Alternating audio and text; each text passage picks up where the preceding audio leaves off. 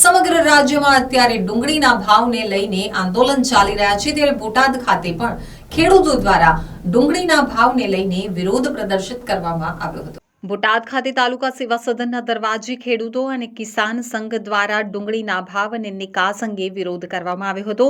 ખેડૂતોનું કહેવું છે કે હાલમાં જે ડુંગળીના ભાવમાં ઘટાડો થયેલ છે અને સરકારે નિકાસ ઉપર પણ પ્રતિબંધ મૂકેલ છે ત્યારે ખેડૂતને સાવ ઓછા ભાવ મળતા પોષાતું નથી અને આ ઓછા ભાવના કારણે ખેડૂત બરબાદ થઈ રહેલ છે, જેથી ડુંગળીની નિકાસ શરૂ કરવા અને યોગ્ય તેમજ વ્યાજબી ભાવ ડુંગળીના આપવાની માંગ સાથે બોટાદ જિલ્લાના ખેડૂત દ્વારા વિરોધ પ્રદર્શન કરવામાં આવ્યું હતું। આ ખેડૂતોની બોટાદ પોલીસ દ્વારા અટકાયત કરવામાં આવી હતી। આગામી સમયમાં ખેડૂતોને યોગ્ય અને વ્યાજબી ભાવ નહીં મળે તો ખેડૂતો દ્વારા ગાંધીનગર સુધીનું ઉગ્ર આંદોલન કરી વિધાનસભાને ઘેરાવ કરવાની પણ ચીમકી ઉચ્ચારવામાં આવી છે।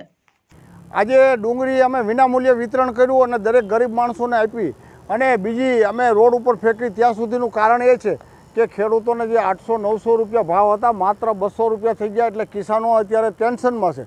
તો સામૂહિક અમારા જિલ્લાના કિસાન ભારતીય કિસાન સંઘ જિલ્લાના કાર્યકરો ભેગા થયા અને સામૂહિક કાર્યકરો કે આપણે જે બને ગરીબ માણસોને મફત આપો ડુંગળી 100-200 કિલોનું વિતરણ કર્યું। અને આજે અમે અમારો અવાજ જ્યારે રજૂ કરવા આવ્યા પ્રાંત કચેરી પાસે, ત્યારે આ સરકાર અમારો અવાજ દબાવે છે।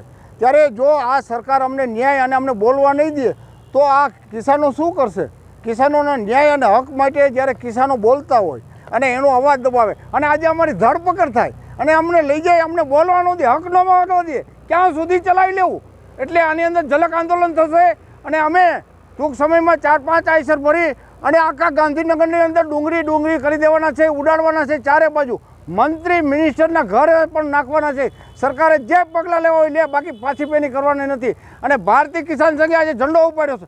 900 રૂપિયાના સીધા 200 રૂપિયા થઈ ગયા અને નિકાસ પર પ્રતિબંધ કર્યો। હજી નિકાસ માટે મિટિંગો અનેક પ્રકારની થાય છે, કૃષિ પ્રધાન મિટિંગ કરે છે, કેન્દ્ર સરકાર મિટિંગ, પણ અમારો માલનો પ્રશ્ન સોલ્વ થતો નથી। બીજી તારીખની 31 તારીખ સુધી જો ડુંગળીની રાહ જોવે તો બધી ડુંગળી ઉગી જાય અને પાક નિષ્ફળ જાય, ખેડૂત બરબાદ થઈ ગયો છે। આજે ખેડૂતને બોલવાનો હક નથી। કોઈ પણ ખેડૂત બોલે તો એનો અવાજ દબાવવામાં આવે છે અને અમારે રજૂઆત કરવા જાય, પ્રાંત કચેરીમાં જાય ત્યારે અમારી ધરપકડ થાય અને અમને પોલીસ સ્ટેશન લઈ જાવ તો અવાજ દબાવવાનું સરકાર બિલકુલ બંધ કરે। અમારી માંગણી 700 ની મણ સાચી હતી ડુંગળી, એના સીધા બયા થઈ જાય, નિકાસબંધી થઈ, એમાં બયા થઈ ગયા, ખેડૂતને પાયમાલ થઈ જવાનું। આમાં 200 આ સીધા બયા છે ને બયા તો ખેડૂતના ઘરમાં નથી પડતી, બયામાં 300 રૂપિયાની મણ તો ડુંગળી ઘરે ખેડૂત પકવે ને હિસાબ કરે થાય છે। મણે હોય ને કોઈ ખેડૂતને પડવાની છે।